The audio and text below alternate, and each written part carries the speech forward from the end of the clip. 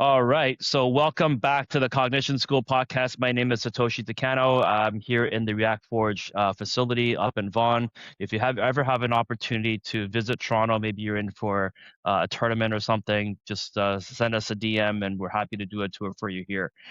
So today I have an incredibly special guest.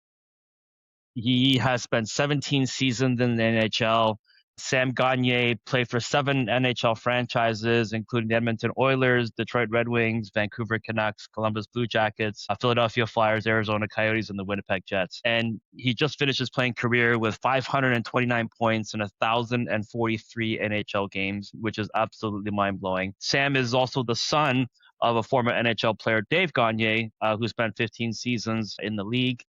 And Sam was selected sixth overall by the Edmonton Oilers in 2007 after putting up 118 points in 53 games with the London Knights, playing alongside future NHLers at the time like Patrick Kane.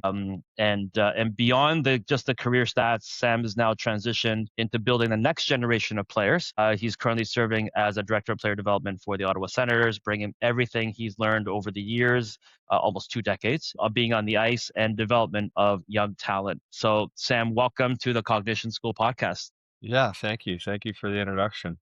It's great to Yeah, be here. that's I was like looking through some of your background and collecting all this stuff, and I'm like, holy smokes, I got a lot of questions to ask you about your career. First things first, just regarding your background a little bit. Uh, Obviously, your father Dave was in the NHL for 15 seasons. What was that like for you? Because in today's day and age, kids may not always want to be coached by their dad, hmm right? Yeah. What was that like for you growing up?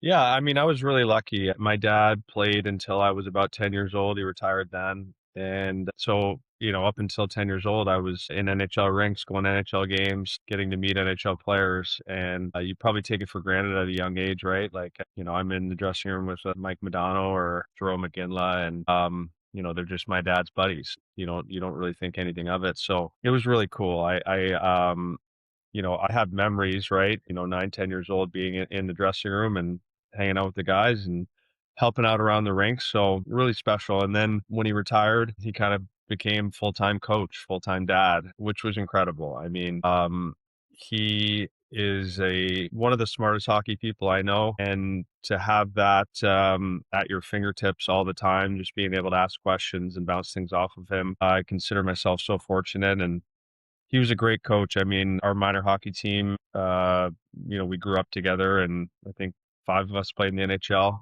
And I think we owe a lot of that to my dad and to James Naylor as well, our head coach in minor hockey, and just the lessons they taught us and the environment that they created for us. Allowed us to have success. So yeah, I consider myself very lucky, and I was able to go on and live my dreams, right? So I couldn't ask for much more in terms of an upbringing. Yeah, and like what I mean, obviously you when you have good games and bad games, what was your dad like? Especially on the car ride home, right? Because that's always the question: do you say anything? Do you not say anything? That kind of thing. Well, he let me drive most of it, right? And I think, a curious kid, and I loved hockey. And I'm going through with my son right now. He's kind of the same in that sense. And when I had questions and I wanted to improve and I wanted to work on my game, I would ask him, and he was honest. And I think that's super important. You know, I went through challenges as a younger kid, transitioning from, I was played in Florida, and then came to Toronto, and the level was completely different. And it was a harder transition, and I'm 10, 11 years old, so it's you have to work through some things, and I think it was so important for me to have to to deal with that, and have my dad there to be honest with me about where I was at, and help me through it. And he encouraged when I need encouragement, and he was harder on me when I needed that too. There's no chance that I have the career I have without his guidance and support. So I like I said, I'm very lucky. Yeah, no, that's awesome. I think a lot of parents can can definitely learn from what you just said. Hmm. And I think that's important because everybody's got their different ways. I think maybe it might be the fact that, yeah, I mean, your dad was obviously traveling a lot and not being with his family all the time, and that probably was something that was on the back of his mind as well, right? That he's away Yeah, I from mean, family. I'll share a little anecdote too. So, last year I went back to playing Belleville for like the last half of the year, and my dad said to me, he's like, why are you doing this? Like, what do you have to prove? Like, it's you've had a great career. Just move on to the next thing, type of thing. Hmm. And I said to him, I'm like, it's your fault, like because I love the game so much, and I think a lot of kids they look up to their dad and they want to follow in their footsteps, but he had such a way. Like when I was growing up, it was hockey was on all the time. We watched every game that was available to us. We watched and we talked about it, and he made it fun for me, and I developed such a passion for it at a young age that when I went through the ups and downs of my NHL career, I always just lean on that. I lean on the fact that I love the game, and I always found something in it that I could enjoy and have fun with. There's times when you go through your pro career that it's very hard. I mean, I'm raising a family, I get traded, I get sent down, you're moving around all these different places. You're in the lineup, out of the lineup. It's mentally it can be very hard, but if you love it and it's all you want to do, then that's what drives you through. So, yeah, that's basically what I said to him when I was going through it. I'm like, it's your fault that I'm still going because Yeah, yeah. you helped me, find the joy in this game so much. It's all I've ever wanted to do in my life. And when I went back to play in Belleville last year, it wasn't to prove anything. I still wanted to play, and there's part of me that still does. But ultimately, like you have to make decisions. I have a family of my own, and my sons are going through it, and I want to be there for them. So, but yeah, it's just I think that's the biggest thing for parents is if you're the one driving the bus, you're the one pushing. You're. I don't think it ever works. I think it's the kid has to drive it, the kid has to love it, and do whatever you can to build. To help their passion, whatever it is. If it's hockey, anything. If you can help fuel their passion for something, it takes you through a lot. So I think that's the biggest thing my dad gave me is the love for the game that it was just so strong. Yeah, I think especially when it's all out, you have to win games, and winning is everything. And I think these days it's getting more about that. And I think that's probably one of the reasons why a lot of kids are not loving the game, right? Yeah, no, it's funny. It's funny. Like my dad, he was hard on our group when he was coaching, and there was in practice, it had to be done a certain way. We have to execute. We have to compete. All those things. But as soon as the game was over, win or lose, like did we do everything we could? Yes. Then you live with the result. So I think that was a big thing for us is, it was never about winning or losing for our group growing up. It was about the joy of competing and pushing each other and getting better. And by our last year as a team, we were so much better than we were when we first got together because that was the end goal. It was never about, winning the OHL Cup or winning all Ontarios or winning the GTHL. It was never about that. It was about every day coming together and getting better and enjoying the process and ultimately you win because of that. So yeah, we had a great environment and it helped us a ton. I think that's critical. I think if you make it all about the outcome that you don't Hmm. always have control over, right? Hmm. Instead of just focusing on the process and I mean, just in your GTHL, the last 3 years of your career, you had 505 points, right? I'm sure a lot of kids are thinking, okay, I gotta generate that amount, just to keep going, and then that becomes the goal, Hmm. right? Like they got to get 4 points a game, or else they're failing, Hmm. Hmm. and I think that's almost setting themselves up for failure because you're making it about the outcome, and you have no control of the outcome. Yeah, absolutely. And I think I would argue that our practices and my time on the outdoor rink playing against guys on my team, that was the area that was the most beneficial to me. I mean, our practices were competitive, and it was never we never I don't remember ever running a system, or it was skill development and compete. That was all it was, and we had to execute. And they were on us for that, and then we competed, and every day we were pushing each other to get better, and it was just such a great environment to grow up in. Yeah, yeah. And you also had an opportunity to do college hockey at one point. I'm sure I was like I was going to. Yeah, right, right. I committed to the University of Wisconsin, but I didn't end up going. I was away in the USHL for a year, but then ended up coming back to the OHL.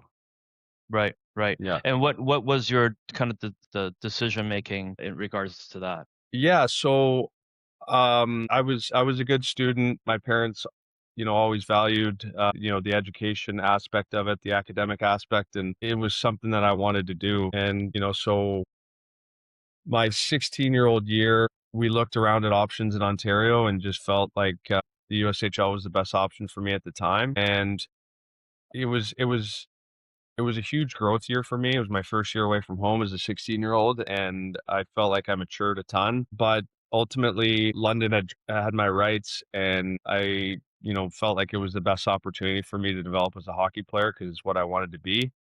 And so the deal with my parents was you have to take care of your education while you're there.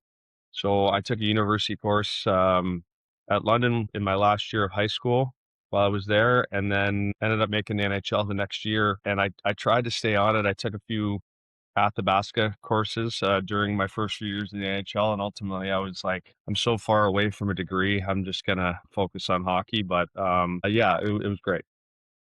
Yeah, no, I think that's great. I mean, obviously you had a lot of success, so then you had a bunch of different doors that you can choose from. And I Hmm. think that's something that, I mean, everybody strives to be, and I think that's really the process, right? Like as long as you Yeah, keep I mean, plugging away. there's so many different paths you can take. Hmm. And then today there's even more. There's more options. You look at the CHL transfer rule now, and the fact that you can do both. It just opens up so many more doors for players. And I think, yeah, I mean, whatever path you choose, there's opportunity for you to, there's scouts everywhere. There, there's opportunity. I think the mistake some people make is that they worry about that too early. You know, 15, 16, 17, 18 years old. The kids I saw in that age group take steps. The best 10-year-old is never the best 16-year-old. I shouldn't say never, because Connor McDavid was the best 10-year-old, and now Yep. he's the best player in the world. Um, there's so many different paths. There's people hit their development strides at different points. Just play as long as you can. Develop the passion for it. Love the game. Love to put in work. And like the odds of making it are so low, um, that you have to enjoy the process, enjoy every step of the way. You know, putting pressure and putting expectations on where you should be in your path at 9, 10, 11 years old doesn't do anybody justice, and it doesn't help. Hmm. Enjoy the process and enjoy building your passion for the game, loving it, and regardless of how it ends up. Like, I say this to people all the time: if I had never played a game in the NHL, my minor hockey experience and what hockey taught me throughout those years would have set me up for success in another avenue of life. Hmm. Hmm. If you're treating your GTHL career at 9, 10, 11 years old like this is a pro career, and I have to do things now to play in the NHL. It, it, you're not setting yourself up for success, in my opinion. Hmm. Hmm. Yeah, it's hard because parents want what's best for their kids, and hockey is such an important part of our Canadian fabric that it does happen. But I think Hmm. it's important that you focus on what's so good about our game and the teamwork and the camaraderie and just how great of a game it is. Yeah, that's what I noticed, especially these last 2 seasons for me too, like, just kind of being around some of the players and even though it is a job for them, they don't almost like treat it like a job, like it's a Mhm. passion, right? Mhm. It's the energy that they get from being around the guys, and at the end of the day, they're normal human beings like everyone else, Mhm. and but when you are doing something that you are absolutely obsessed about, and it doesn't even feel like a job anymore at that point. No, no. I mean, I worked very, very hard, like my whole life at being the best player I could be, but I never ever viewed it as that. It was just this is what I want to do. I think yeah, it's just I was so passionate about it and that was the most important thing for me. Now, from a longevity point of view, being in the NHL for 17 seasons, and especially, in this day and age, obviously now we're talking about size and skill and talent and so on. You were more on the undersized type of player, and that's what I love about watching you play as well. That obviously, my son Rio was an undersized player, and so just having people like you as a role model for him was a big deal for him. How did you, how did you last for 17 seasons, like, obviously from a mental and physical point of view. Yeah, I mean, I think it comes down to, the passion being one of 'em, like because I love the game so much, I had to figure things out to continue to play in the league, and I had to adapt to different roles and accept those roles. But, I think my hockey IQ was a big part of it. It allowed me to adapt and figure out different roles. Yeah, it was, I went through a stretch in the middle of my career where yeah, I was in the NHL at 18 years old, and by 26, I had been waived and sent to the minors, and then that summer had a really hard time finding a job. And you question if this is it, if this is the end of your career. You have to figure things out, and I think I had to adapt to become a better defensive player. I had to figure out how to produce in a third, fourth line role, which can be difficult when you're used to playing in a top six role. And I go back to it again, but my passion for the game pulled me through that. Right? If I didn't truly love it, I probably would have gave in. But because of how much I love the game, you learn to figure things out. And I had a lot of great people in my corner. Obviously, my dad being one of them. My mom's so supportive, and then I started working with Adam Oates, which was a huge benefit to me. Just kind of the way he sees the game and the way that he's in your corner throughout the whole year, helping you through different challenges and trying to see things in different ways.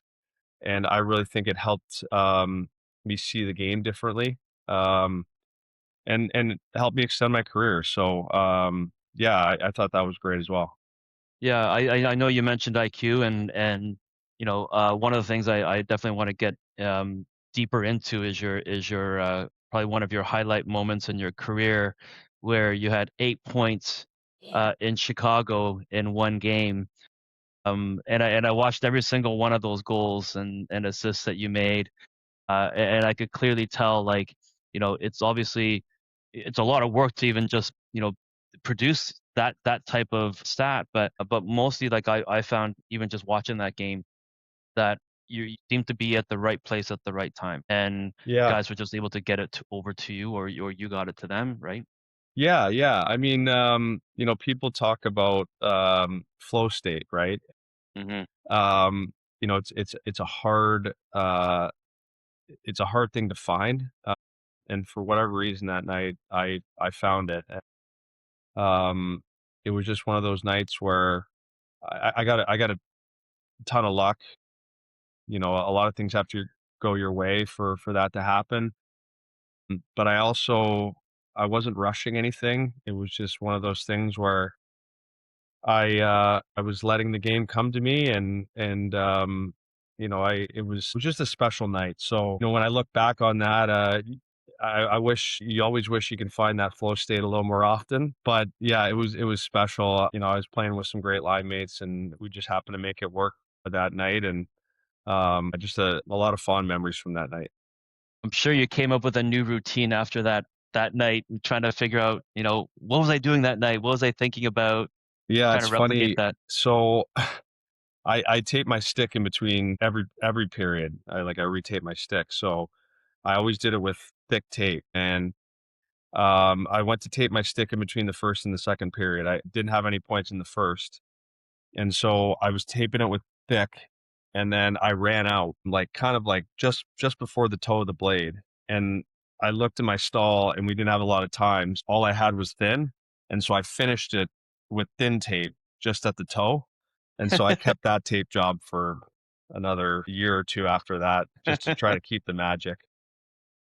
Yeah, and I think you even had 2 points after that, two goals after that game, The next if I game, yeah, remember. I had 3 Next points, game. in the first period. The next game against Detroit, it was one of those that, Henrik Zetterberg actually came up to me between the first and the second period as we were coming out of the tunnel, and he said, "Slow down, kid." And I had so much respect for him that I listened, but, yeah. Yeah, it was pretty cool. So that's incredible. And again, I think the IQ aspect of it, I know we connected probably a couple of years ago on Instagram. And, for me, I was developing what we have here because of my own son. And Mhm, because he had a lot of skill, but not necessarily knowing how to play the game. mhm, And he didn't have an opportunity to play other sports. And mhm, he was a single sport kid, which in retrospect, I regret mhm, deeply. mhm. What are your thoughts in terms of developing IQ playing other sports? Yeah. And do you recommend something like that? Yeah, no, I think it's really important. I think developing athleticism, developing how to think the game. You look at basketball. It's a 5-on-5 sport, but it's a little slower, and so you have a little more time to make reads and see how things emerge. And then when you get back into hockey, um, things happen a little faster, but the fact that you slowed it down helps you to see the patterns emerging, right? Or then if soccer, same kind of thing. Movement off the ball, trying to find 2-on-1s to keep possession. It just helps you understand patterning and sequencing when you do get back on the ice. So I think all those things are important. I played soccer, lacrosse, basketball, everything growing up until probably 13, 14 years old. And I found it hugely beneficial. And then, when you get back into the game, you see different things, and you get a fresh perspective. So I Hmm. find it hugely valuable. And then I played a lot of small area hockey growing up. I had a rink in my backyard that was 50 by 90, and we would play 3-on-3, and you're forced into, tight areas that you have to create 2-on-1s and make plays. And, I think that is such an important part of it. I look at a lot of skill development nowadays and how it's, bunch of pylons on the ice, or, you're skating through a specific pattern, and you learn the pattern and you get it down, and it becomes simple, right?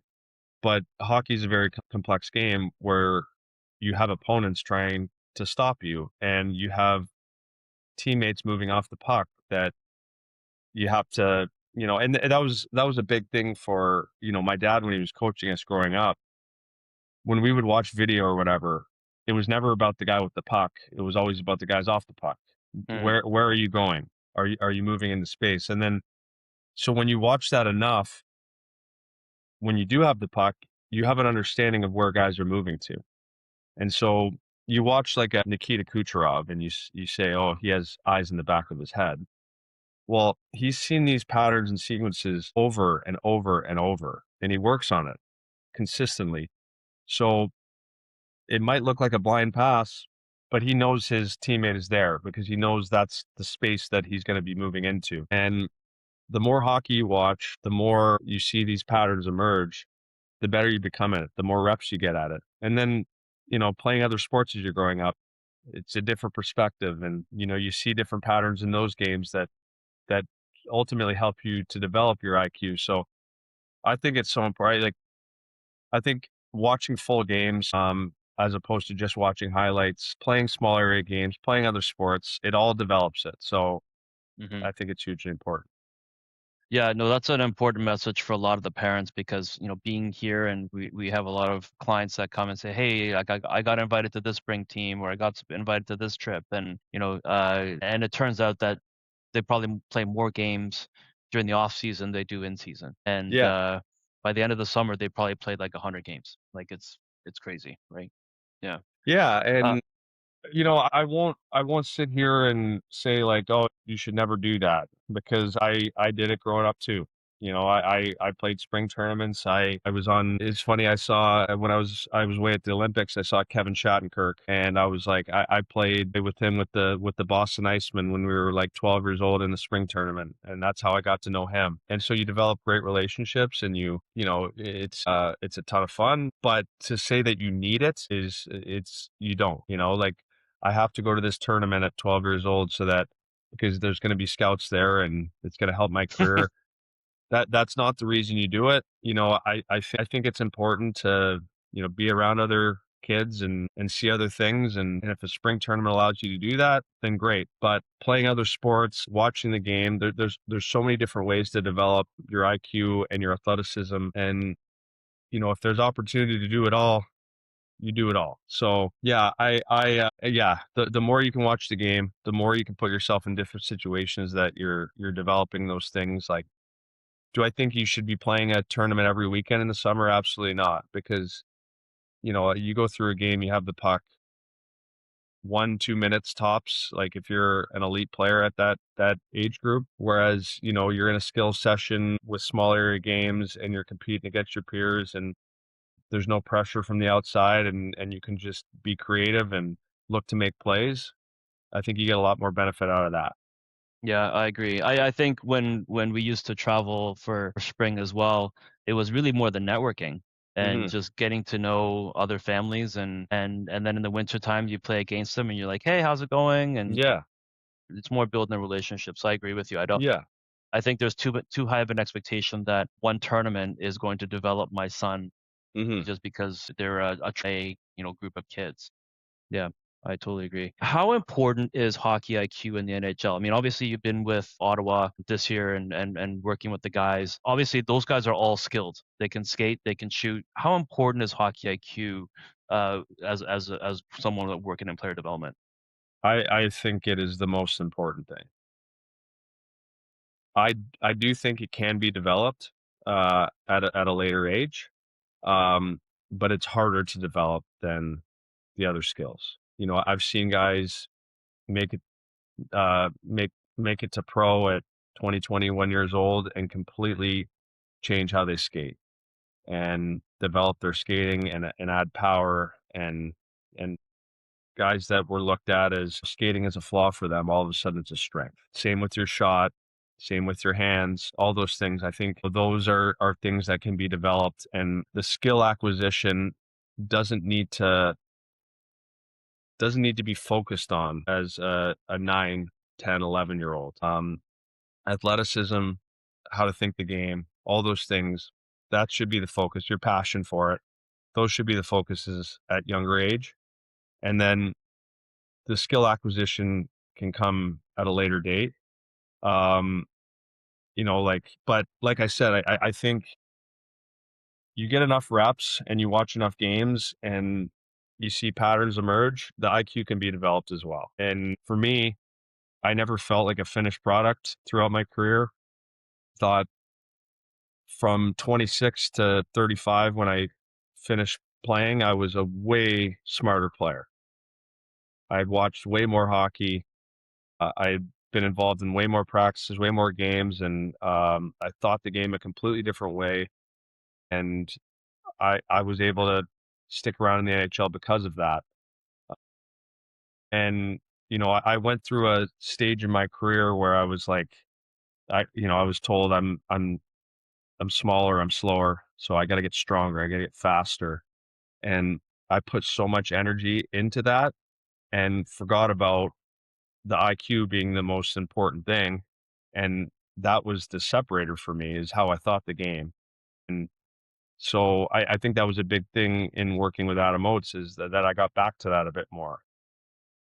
I thought about development in that way as opposed to the development in the way of, oh, I got to get faster, I got to get stronger. If I can think the game a little better, if I can, when I get a puck on the wall, if I can pull it off a little cleaner to make a play, those are the areas that are going to allow me to, make that next play that gets me a little more ice time, that allows me to get a little more rope, that I can get a little more confidence, that I can continue to build, right? Hmm. So that's where my focus changed, and I think it was a huge benefit to my game and my staying power in the league. Yeah, and I think that's important too because you're not getting any faster, right? You're Mhm, not getting any bigger after a certain point in your mhm, growth. So, or you might have injuries, and mhm, now you have to live with that injury where maybe your speed is not as high as it used to be. So I think that that is the key to longevity for sure. mhm. What's kind of like your approach for teaching off puck movement with players? Yeah, I think you gotta watch the games, right? And I'm a big proponent in video and slowing things down and getting players to understand where their outs are, how they can create outs by moving when you do have the puck. And then for guys off the puck, it's the same thing. What area can I get into to be an option for this puck? And then when I accept this puck, how do I accept it in a way that allows me to get my eyes up and make the next decision? Mm. Because the game, that's what it is. It's just a series of decisions. Like it's constant. And it's very important that you're watching video and that you're understanding how these patterns emerge. And yeah, I would say throughout the last half of my career, I watch more video and my last 3 or 4 years than I did probably my first 10 years combined. Hmm. And not just on myself, but on the best players in the league and how they see things and how the patterns emerge for them and how they use deception to create those patterns, right? Yeah, I became obsessed with it toward the end, and I was playing between 8 and 12 minutes a game probably towards the end, and I was still able to find ways to produce because of that, right? Hmm. So yeah, it's watching the game and seeing how these patterns emerge is so important. And my wife laughs at me, but like when my son loves hockey and he wants to watch all the time, and I'll pause the game and rewind 10 seconds and tell me what you see here. And he's like, "Oh yeah, like the way he the way he like faked that shot bought him a little time." And I'm like, "Yeah." And that's what Kucherov is the best in the game at. He's not the fastest. He's not the biggest, but he creates so much deception. He's constantly scanning, looking for his outs, creating outs for himself. And because of that, he's one of the best in the world. Yeah, absolutely. I always loved watching him, especially like I mean, as he gets older, like you said, the cognitive aspect of it starts to be more of a priority Hmm.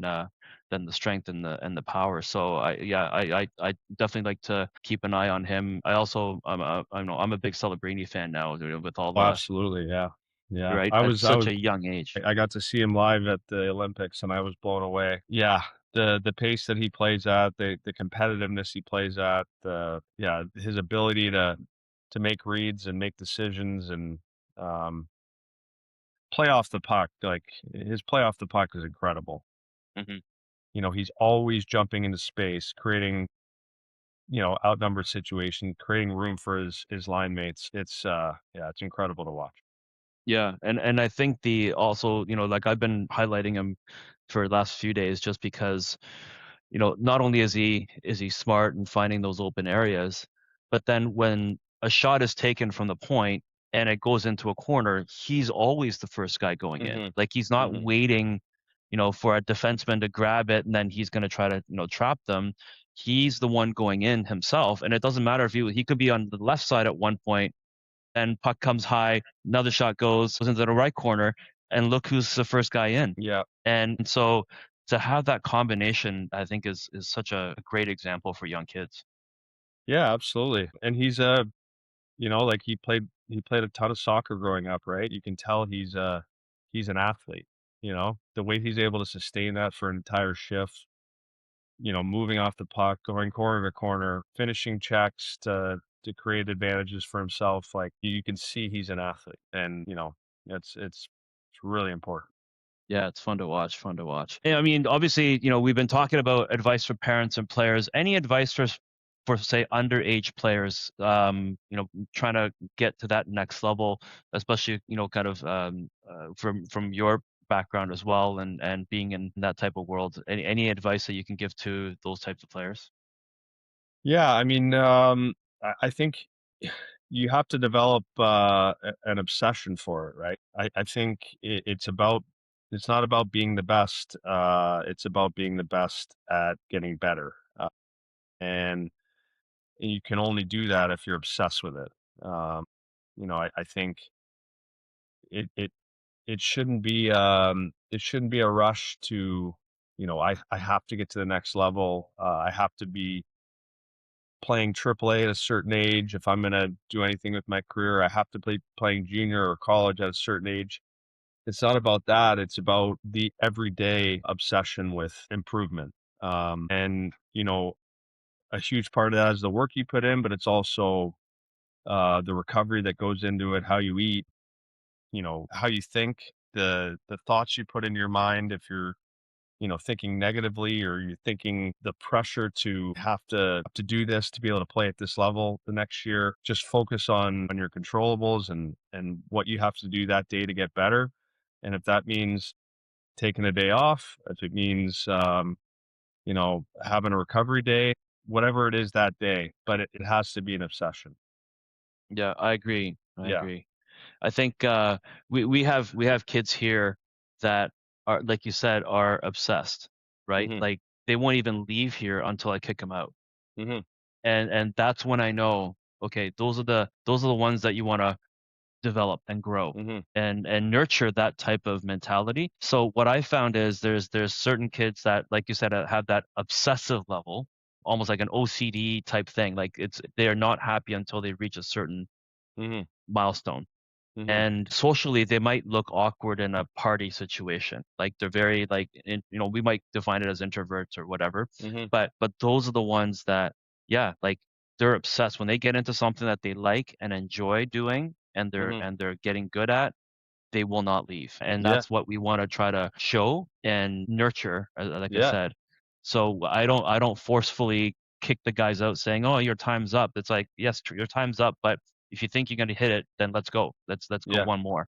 Yeah. Yeah, and I think Exactly. that's really, really important. And I always tell kids, like, yeah, you have to be an A+ student in hockey too, Yeah. and you have to be a student of the game. And I think you've Hmm. probably, you're an epitome of that for a very, very long time. That's what probably kept you in the game. So let's switch gears a little bit. Let's talk about your camp coming up in Muskoka. I Yeah. know I haven't been there myself yet, but I'm looking forward to going this year. So Yeah. tell us a little bit about that. Yeah, it's been great. I had been going up to Muskoka for, 10 summers, and I was training in Toronto and then going up on weekends and battling the traffic, and ultimately made a decision that this is where I want to spend my summers. And there has to be options for guys to train and skate and have a high level environment. And it's taken some time, but I think we've built up to that. We have a great group of NHL guys that train together, skate together, really push each other to get better. I think our on ice is it's great. We focus on a lot of these things that we've talked about, and in helping guys get better. The skills that show up in an NHL game.